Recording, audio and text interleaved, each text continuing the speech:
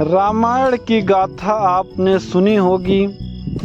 राम का वनवास, सीता हरण, रावण वध, हर दृश्य जन जन के मानस में अंकित है।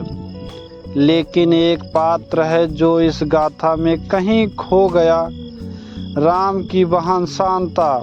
कौन थी शांता? क्यों उन्हें रामायण में नहीं मिलता वैसा स्थान जैसा अन्य पात्रों को मिला?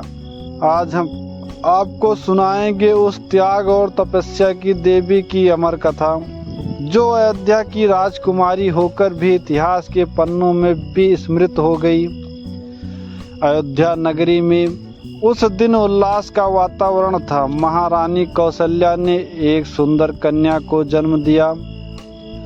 उस कन्या का नाम रखा गया शांता। वह सुंदरता, शील और ज्ञान की मूर्ति थी। लेकिन उनका जन्म होते ही अयोध्या में अजीब घटनाएं घटने लगी। 12 वर्षों तक अयोध्या में वर्षा नहीं हुई, न खेतों में फसल उगी, न सरोवरों में जल बचा। संत, महात्मा, ब्राह्मण और जोशी बुलाए गए। सभी ने एक स्वर में कहा, राजन, यह दुर्भाग्य आपकी कन्या के कारण है। काल का प्रभाव है। शांता पर राजा दशरथ का हृदय फटने लगा। पर क्या करें, प्रजा की भलाई सर्वोपरि थी।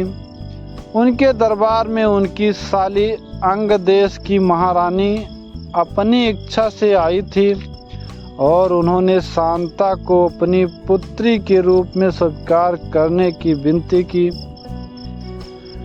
दशरथ ने आंखों में आंसू लिए अपनी पुत्री को अंग देश की महारानी को सौंप दिया। कहा, आज मैं पिता नहीं राजा हूँ। मेरी प्रजा की भलाई के लिए मैं अपनी सबसे प्यारी वस्तु त्याग कर रहा हूँ। शांता उस समय मात्र 12 वर्ष की थी। उसने कोई प्रश्न नहीं किया। उसने अपने पिता के निर्णय को देव आज्ञा मान लिया। वह अंग देश चली गई। वहां उसे माता पिता का स्नेह तो मिला, लेकिन एक प्रश्न उसकी आंखों में सदा तैरता रहा, क्या मेरा जन्म ही दोष था? अंग देश की सीमाओं पर एक महर्षि का आश्रम था।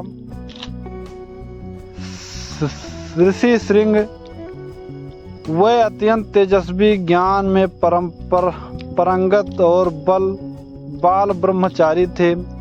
उन्होंने स्त्री का मुख तक नहीं देखा था। उनके तप से इंद्र भी भयभीत थे। अंग देश में जब पुनः दुर्भिक्ष आया, तब ज्योतिषियों ने बताया राजा को चाहिए कि ऋषि श्रृंग को अपनी नगरी में बुलाएं, तभी वर्षा होगी। राजा ने योजना बनाई। शांता को ही ऋषि श्रृंग के पास भेजा गया, लेकिन यह एक सामान्य भेंट नहीं थी।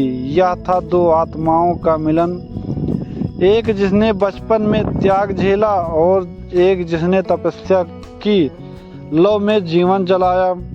शांता ने ऋषि श्रृंग को स्त्री का स्वरूप दिखाया, लेकिन छल नहीं किया। उसकी बातें श्रद्धा, मर्यादा और ज्ञान से भरी थीं। ऋषि श्रृंग के मन में प्रश्न जागे और फिर उन्हें अंग देश बुलाया गया। अंग देश में जब ऋषि श्रृंग आए, तब चारों ओर वर्षा हुई। जनता प्रसन्न हो गई। राजा ने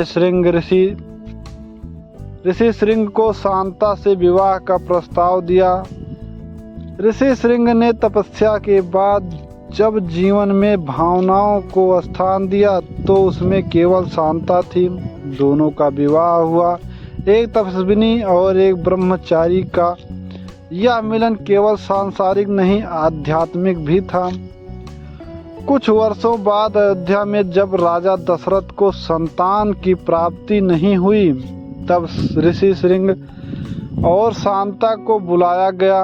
उन्होंने पुत्रेष्ठि यज्ञ करवाया और उसी के परिणाम स्वरूप श्री राम, लक्ष्मण, भरत और शत्रुघ्न का जन्म हुआ।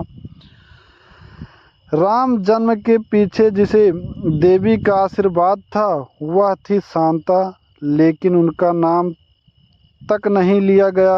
राम के विवाह, वनवास, युद्ध, कहीं भी शांता नहीं दिखती। क्यों? क्योंकि उन्होंने स्वयं को अपने कर्तव्यों में इतना लीन कर दिया था कि उन्हें यश की लालसा ही नहीं रही। उन्होंने सब कुछ त्याग दिया था, पिता, राज्य, यश और अंततः स्वयं को। शांता ने एक महत्वपूर्ण संदेश छोड़ा, त्याग की सच्चा तप, और उन्होंने दिखाया कि स्त्री केवल सहचरी नहीं, यज्ञ की पूर्णाहुति भी बन सकती है। उन्होंने जो तप किया वही श्री राम के जन्म का कारण बना। शांता का जीवन एक ऐसा दीपक है जो स्वयं जलता रहा पर दूसरों को प्रकाश देता रहा। वह राम की बहन थी, लेकिन उनका स्थान किसी देवी से कम नहीं। तो अगली बार जब आप रामायण की कथा सुने तो उस कथा के मौन पात्र को याद करना मत भूलिए, श्री राम की बहन शांता। अगर आपको यह कहानी पसंद आई हो तो हमारे चैनल शिक्षा एवं कहानी को ज़रूर सब्सक्राइब करें। ऐसी ही ऐतिहासिक और भावनात्मक कहानियों के लिए जुड़े रहें हमारे साथ। कमेंट में ज़रूर बताएं कि आपको शांता की गाथा कैसी लगी। धन्यवाद।